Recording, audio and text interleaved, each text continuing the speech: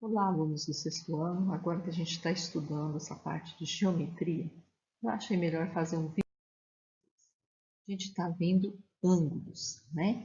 E o que é ângulo? Ângulo é essa abertura entre duas semi-retas. Então, a gente dá um nome para o vértice e ele passa por um ponto de um ângulo pelo ponto de outro, de uma semi-reta pelo ponto de outra semi-reta. Então, a gente lê aí ângulo AOB. Só que, na realidade, a gente determina dois ângulos quando você traça uma circunferência mal traçada, igual está aí no desenho, e você tem o ângulo beta, que é aquela letrinha grega lá de cima, e o ângulo alfa, que é essa outra de baixo. Só que a gente está... Mas vamos dar uma lembradinha, então, nas retas. O que é uma reta? Reta é uma linha que não tem nem início e nem fim. Então, por isso a gente põe essa setinha para os dois lados. Então, ela passa por dois pontos. Eu não tenho retas diferentes que passam pelos mesmos dois pontos. Então, só passa pelo ponto A e B uma única reta, né? E a gente representa por uma reta AB e com essa símbolozinho em cima aí sobrescrito, né? Escrito em cima do A e B, que é uma setinha para os dois lados. A gente tem também a semi-reta, que a gente está falando aí no caso dos ângulos.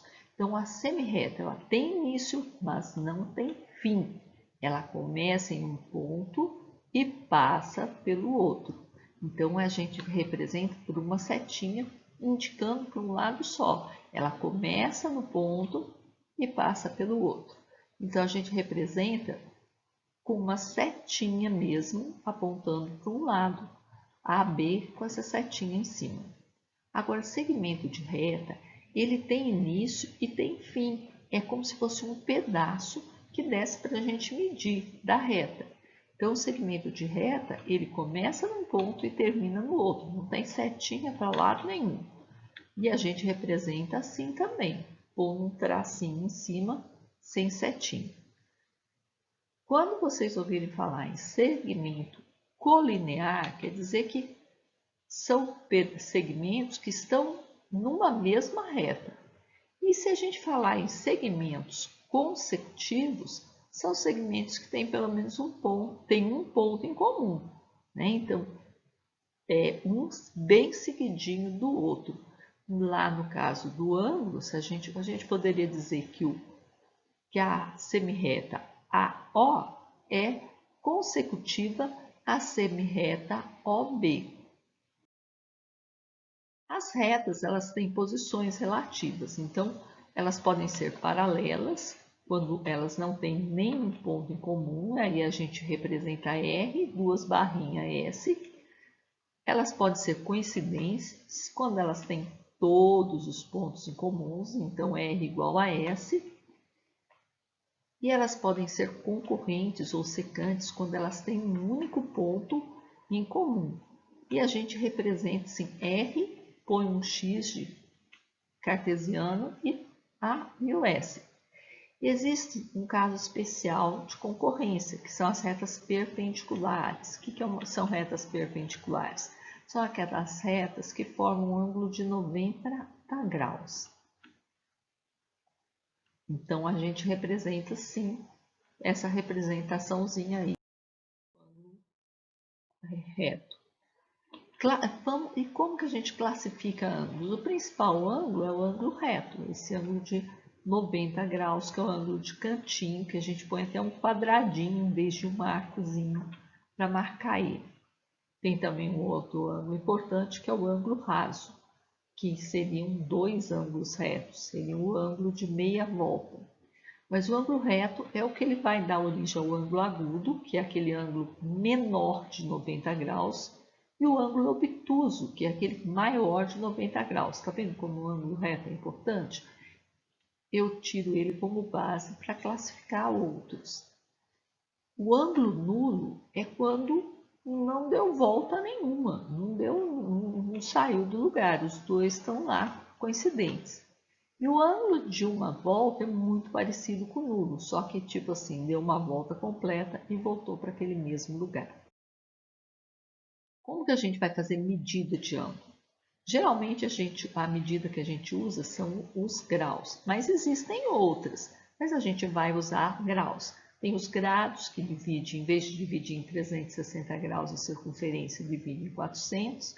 E no sistema internacional tem os radianos. Os radianos é a medida de um raio. Então, se eu pegar no arco e medir um raio daquele arco, esticar o raio ali, eu vou ter um radiano. Então, uma circunferência tem 2π radianos. Então, eu tenho 360 graus é igual a 400 graus, que é igual a 2π radianos. A gente usa para medir ângulo o transferidor. Então, eu tenho alguns tipos de transferidor aí. Sempre ele tem pelo menos meia volta, uma volta inteira, divisão dos ângulos. Para a gente medir o ângulo usando o transferidor, a gente põe o transferidor, localiza o transferidor aí nessa linha vermelha que eu coloquei. É como se a linha vermelha fosse o lado do ângulo. Então, a gente localiza o lado do ângulo aí. Agora, o vértice do ângulo, a gente vai pôr nessa marquinha azul aqui que eu fiz no transferidor. Olha lá, ó. Essa marquinha azul é onde a gente põe o vértice do ângulo. E o número que intercepta, aí você vai ver assim, você pôs aqui o vértice aqui, a linha aqui, onde chegar, você vai ver assim, abriu para cá, você vai vir pelo lado de cá, abriu daqui para lá, você vai vir pelo de cima e vai olhar o número, o que está marcando onde está o outro lado. Então, vamos praticar aí. Vamos, por exemplo, aqui, ó, eu coloquei alguns ângulos e coloquei aqui um desenho. Então, como é que a gente faz? A gente localiza o nosso transferidor com a linha aqui em cima da linha, o lado, o centro no vértice e a linha aqui, essa linha horizontal em cima do lado. Então, de A até B, eu tenho quanto? 30 graus. De A até C, AOC, aqui, ó, aqui é o ponto O, eu tenho 50 graus. De A até o D, eu tenho aqui, ó, 80 graus. De A até E, 120 graus. De A até F, 170 graus. Desenhar, eu vou pegar, eu vou colocar ali o primeiro lado, localizar o transferidor, em 100 graus, eu venho aqui, olha aqui, 100 graus, traço a linha, 56 graus, eu vou pôr a linha aqui, ó, começando aqui, vou achar lá 56 e vou pôr a marquinha e depois traçar. 148, mesma coisa, ó. Eu sempre vou colocar a parte de baixo e depois colocar o próximo ângulo. 25, vou achar aqui, ó, 25. 45, põe ali embaixo, 45 tá aqui, ó, marco e traço. Agora vamos ver então a parte de triângulo, né? O que é um triângulo? Triângulo é um polígono, uma figura plana, um polígono é aquele que tem os lados retos, que tem 3 lados. E ele fecha, ele é uma linha poligonal fechada, ele pega 3 lados e fecha. O triângulo, ele pode ser classificado de 2 formas, e uma delas é pelos ângulos. Então, vamos ver aqui, cada triângulo. Tá vendo esse triângulo azul? Triângulo ABC, ele tem todos os ângulos agudos, então eu chamo ele de acutângulo.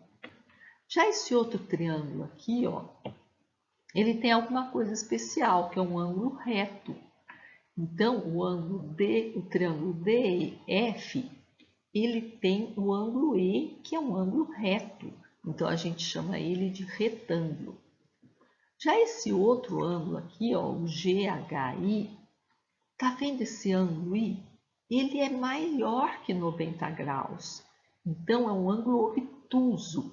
Como ele tem um ângulo obtuso, eu chamo ele de obtusângulo.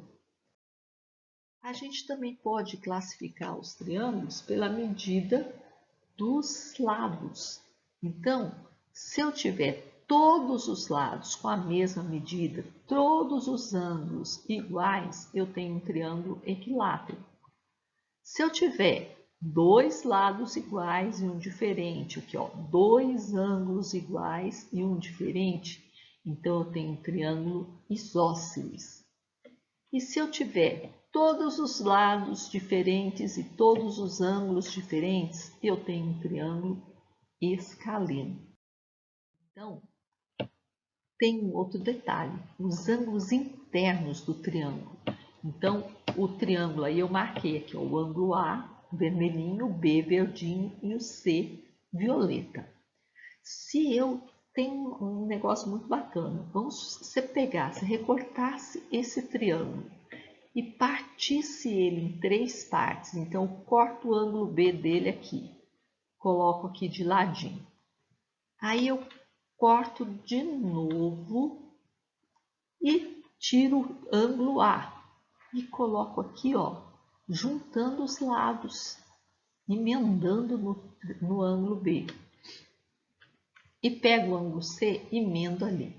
Com qualquer triângulo, você fizer isso, você vai achar isso aí, vai ficar alinhadinho, vai dar um ângulo de meia volta, porque sempre a soma dos ângulos internos do triângulo são 180 graus. Então, é isso. Por enquanto, a gente fica por aqui. Vamos tentar fazer todos os exercícios e logo a gente continua corrigindo os exercícios para vocês. Até lá!